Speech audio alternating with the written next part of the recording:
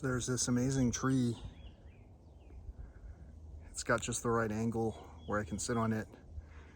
I sat here one time when I was having a pretty in-depth conversation with my father one time, and there was a coral snake off in the leaves here that I would have never heard if I hadn't been in a tranquil place. So let's see what happens here. So I had a pretty great walk. It was for about 3.25 miles, so over a 5K. I ran some of that trail. I struggled with some of it, and overall I triumphed. There was a portion of time where my steps grew heavier, notably heavier, and it wasn't because I'd gotten tired or was depleted of nutrients or anything like that. I basically had just had a conversation with someone, and that conversation turned out to be very almost heartbreaking, because whatever I was saying didn't seem to be getting registered with some kind of any kind of importance. Now, that's not really, shouldn't really be a big deal. You know, it's not, I'm not the main focus of everyone else's life, you know. And at the same time, the person who was trying to talk with me apparently is trying to find some kind of common ground as far as how to connect.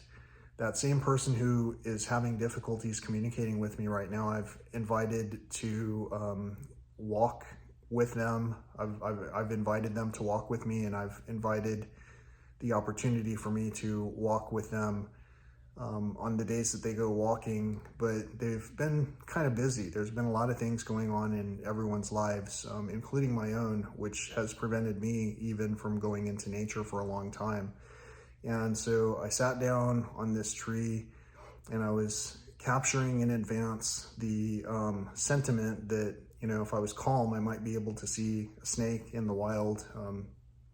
And so I had a conversation with the person that I had intended to reach out to, and it didn't go well. And so then my steps grew heavier. And right from the start, there was a serpent of some sort that had been right in front of me, but I wasn't calm enough to even have seen it while I was walking. I was, you know, my mind was elsewhere. And so it took probably several thousand more steps before I got back into the zone of peacefulness. And even then, you know, my reactions were a little bit slow because my mind could still flitter back and forth between what I was doing and other things that maybe weren't as beneficial to discussing the good news.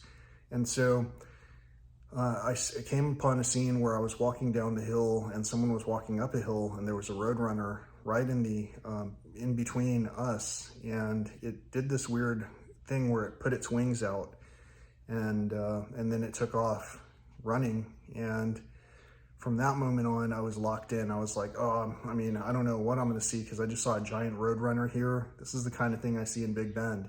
And then one of the largest garter snakes that I've seen in a while crossed the trail in front of me, and it even did a periscoping move, which was really cool. So I wanted to share that with you, and I've provided that information here in a variety of ways. And hopefully, as you're watching this, you're also learning to bridge conversations with one another about